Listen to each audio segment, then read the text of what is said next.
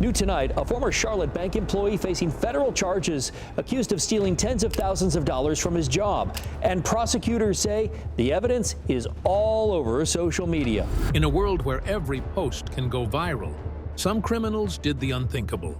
They exposed themselves, not by accident, not through hidden cameras, but with their own hands, phones, and arrogance.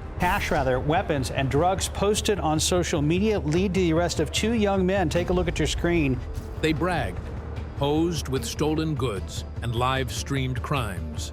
In an MCSO orange jumpsuit, Charles Smith, who goes by Wolfie Coletti on social media, was in court for the second time in just a few days. They thought no one would catch them, but the internet never forgets.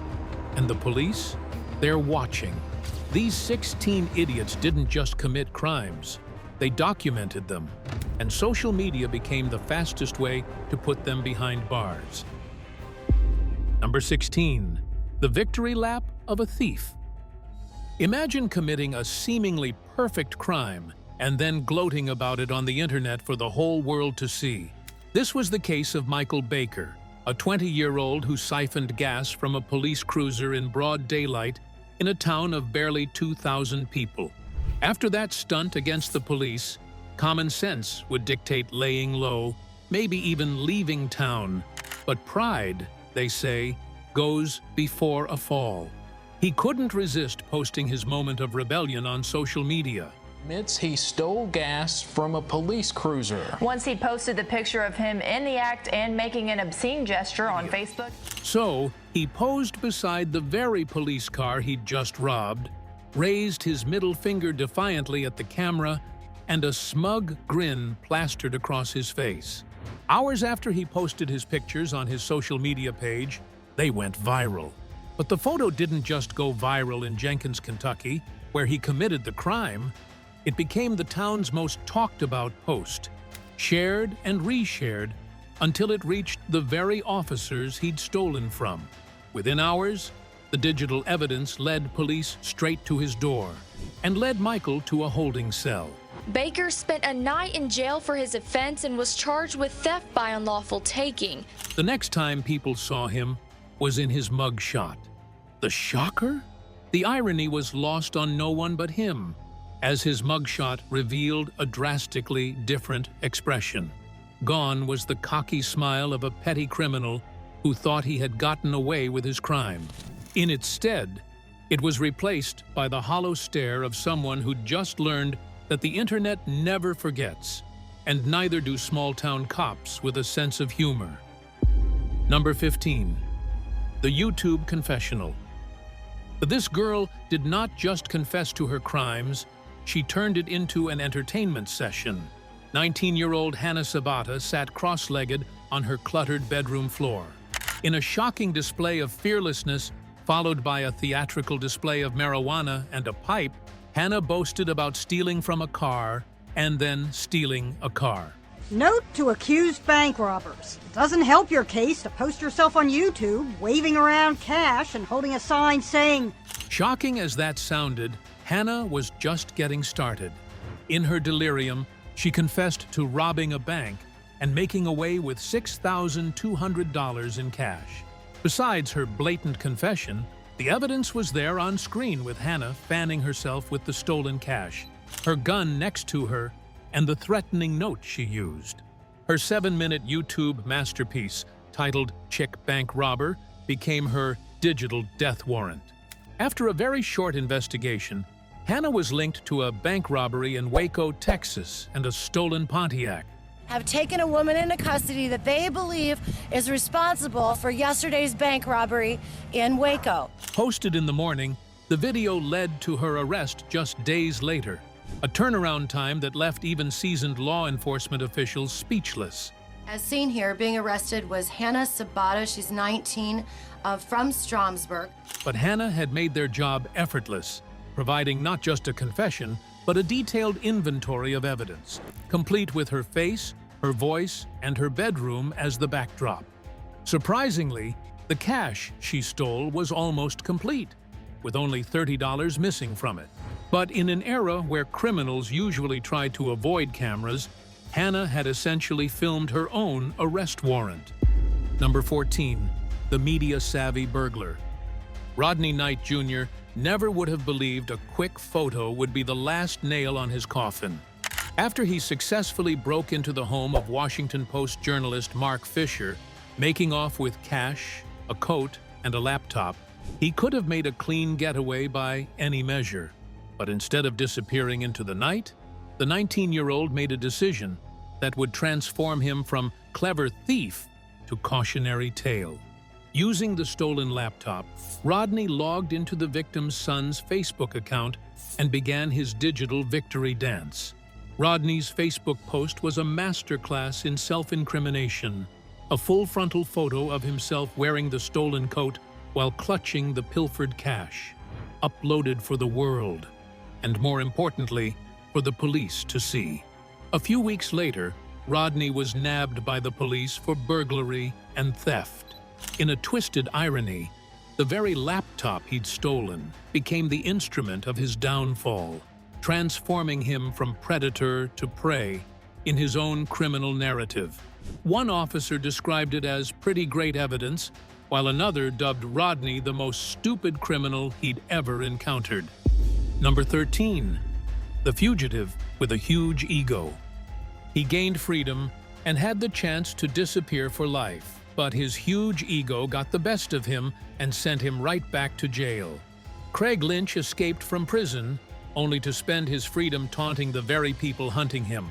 When he broke out of a Suffolk prison in September 2009, just months before completing his 7-year burglary sentence, Craig thought he was smart and clever, but he couldn't resist the intoxicating pull of social media fame. For 4 months, he turned his freedom into a twisted performance art piece, posting clues about his whereabouts on Facebook, while flipping off police in photo after photo. Each post was a digital middle finger to Scotland Yard, and the public ate it up like a reality TV show. His hubris knew no bounds as his Facebook follower count soared up to 40,000 fans who cheered on his juvenile rebellion against authority. To add to that, he even got a tribute song made for him, as well as branded t-shirts. But did he really think the police would just give up? That his newfound celebrity status would somehow protect him from the inevitable? In January 2010, just 4 months after his escape, reality crashed down when authorities finally cornered him. His Facebook followers watched in real time as their digital folk hero was dragged back to the very cell he'd worked so hard to escape. Turns out, the man who could break out of an actual prison couldn't break free from his own narcissistic need for validation. Number 12. The troll who lost. Dustin McCombs was already wanted on rape charges when the Jefferson County Sheriff's Office posted his mugshot on Facebook in January 2012, crowning Kim their creep of the week. A smart fugitive would have stayed silent, disappeared into the shadows, and maybe even left the state, which Dustin had actually done. But intelligence was never his strong suit. Instead of lying low, he launched into a 2-hour Facebook tirade with the police, bragging about moving out of state already. But unknown to Dustin, he'd just handed police his general location on a silver platter, and he wasn't even finished digging his own grave. Following his outburst about being out of reach, Dustin had the audacity to lecture law enforcement about defamation of his character over the Creep of the Week title, as if his legal troubles stemmed from hurt feelings rather than serious criminal charges. Unfortunately for him, his keyboard courage lasted exactly 29 days, and on February 3, 2012, Ohio police arrested him, thanks largely to the breadcrumb trail of stupidity he'd left scattered across Facebook. In the end, he learned that sometimes the most dangerous enemy you face is the one staring back at you from your phone screen. Dustin may have trolled the law, but in the end, he lost. Number 11. The self-crowned queen.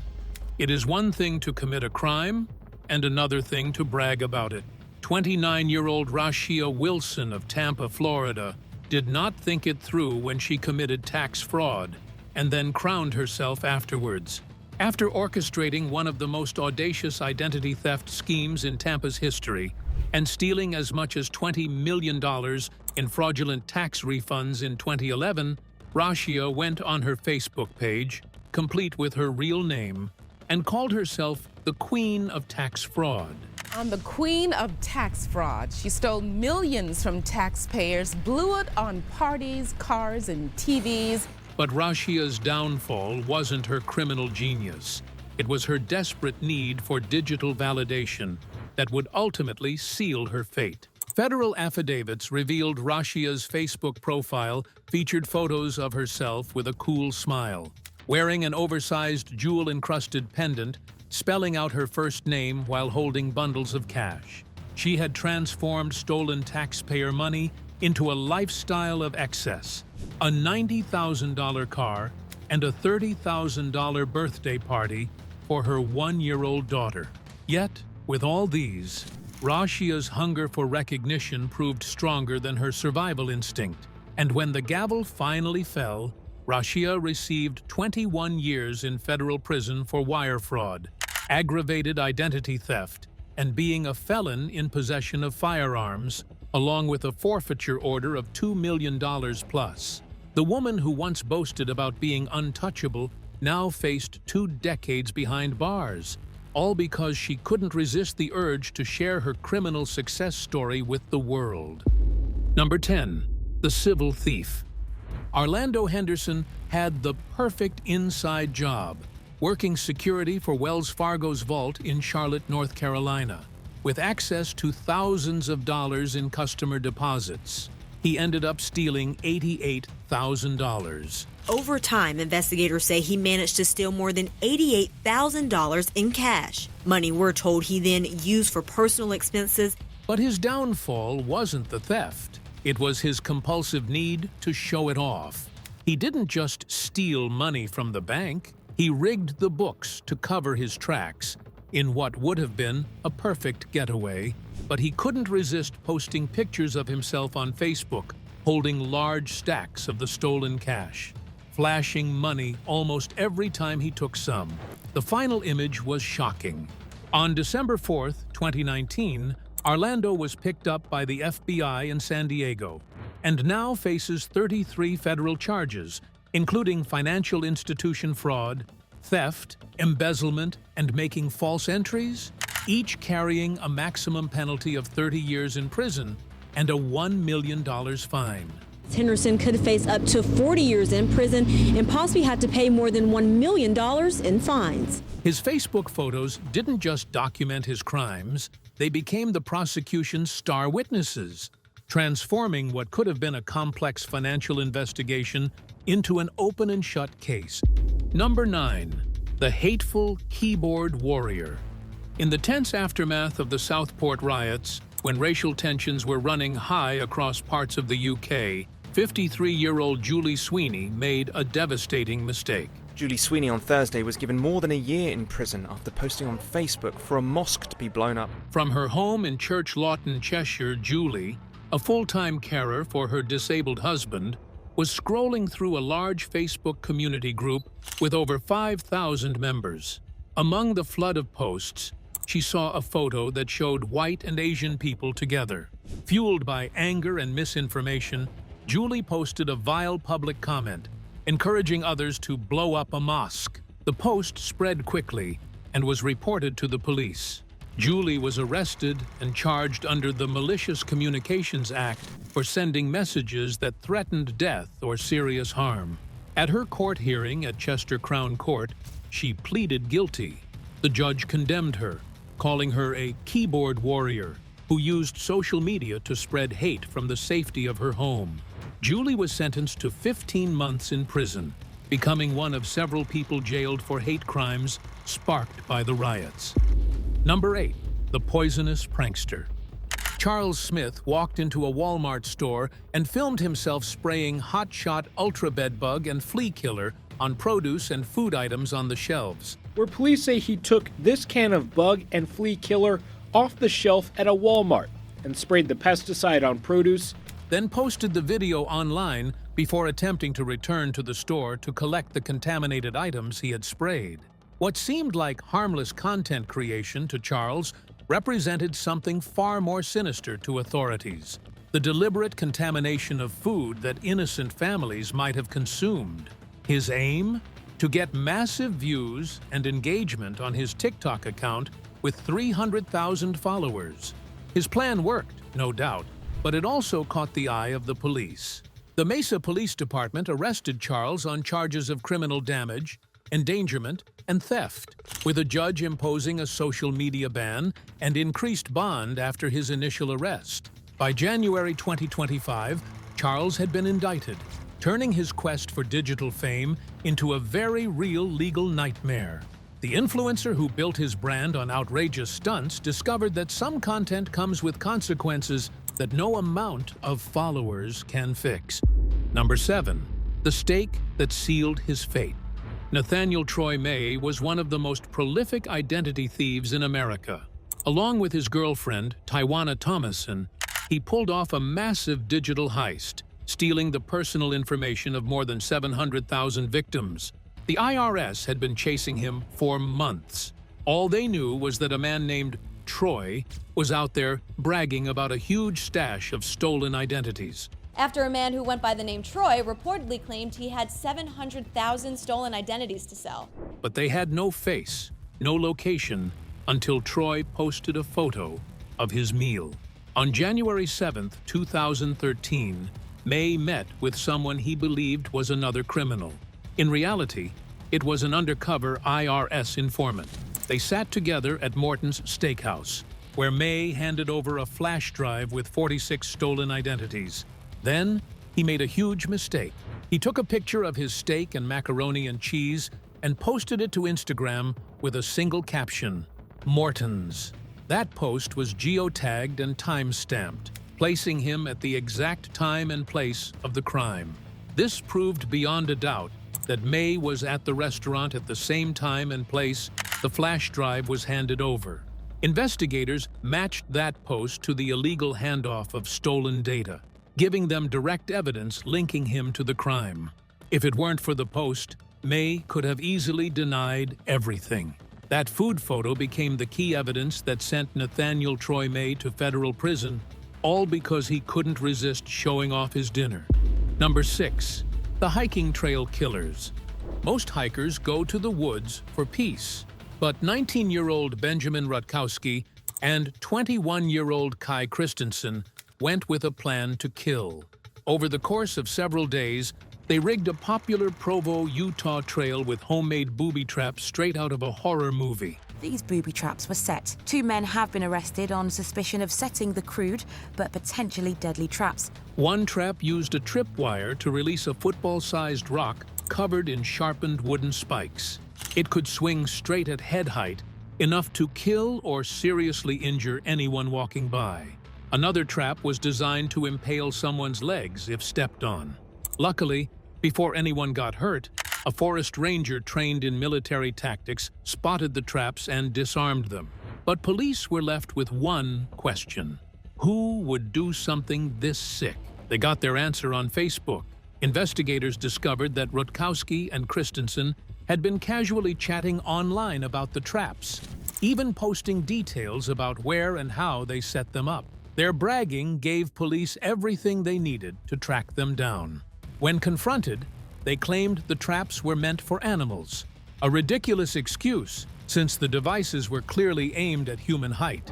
In the end, their thirst for attention online turned them from anonymous attackers into arrested felons. Number 5. The Facebook enthusiast. He thought he had pulled off the perfect crime. But Jonathan Parker was in for a surprise when a simple robbery and a small mistake got him locked up. On a quiet Tuesday afternoon, the small-time thief quietly slipped into a Minneapolis woman's home, confident that the empty house would yield easy pickings. He wasn't wrong, after all, because nestled in a jewelry box on the bedroom dresser were a pair of glittering diamond earrings that would fetch a decent price on the street. But what happened next would become a cautionary tale about the digital age's most foolish criminals. As Jonathan rifled through the house, something caught his eye: the woman's computer. still glowing with an active internet connection. Perhaps it was boredom, maybe arrogance, or simply the irresistible pull of social media addiction. But whatever it was, Jonathan made a decision that would seal his fate. He sat down at the stolen computer and logged into his Facebook account. When the homeowner returned hours later to discover her jewelry missing, she immediately called the police. But when investigators examined her computer, they found something better than fingerprints or DNA evidence. Jonathan's entire Facebook profile was still logged in on her browser. Within hours, detectives had Jonathan's full name, address, employment history, friend list, and enough personal photos to identify him in a lineup. His social media activity had created a perfect digital confession, complete with timestamps, proving he was in the house during the burglary. The arrest came swift and decisive. Jonathan was taken into custody at his apartment, where police recovered the stolen diamond earrings exactly where his Facebook check-ins had suggested they'd be. During questioning, the bewildered criminal couldn't understand how investigators had tracked him down so quickly. The aftermath was as predictable as it was embarrassing. He was found guilty, earning himself 2 years in state prison. Number 4. The TikTok Terror. In May 2023, 18-year-old Bakari Bronze Ogaro, hunger for digital fame, led him to commit what he called pranks, but what the law recognized as criminal harassment, theft, and trespassing. His most notorious stunt involved casually strolling into someone's home, filming the bewildered family's reaction as if their terror was entertainment. But fame has a price, and Mizzy was about to pay it in ways his 19 million TikTok views couldn't protect him from. The digital breadcrumbs he left behind became his downfall. Every anti-Semitic gesture, every stolen phone while riding his e-bike through London, every violation of personal space, all meticulously documented and uploaded by his own hand. When the police arrested him and issued a criminal behavior order to stop his online antics, did Mizzy learn? Number. Instead, he breached it again, continuing with his misguided sense of jokes at people's expense. And each violation was captured on video and posted for the world to see. And by May, the courts had seen enough. His addiction to viral content had transformed from entertainment into evidence, landing him in court, where his digital empire crumbled into a harsh reality.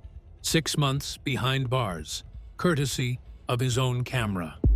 Number 3. The man who flexed into handcuffs. 17-year-old David Guerra used Instagram to show off what he thought was power.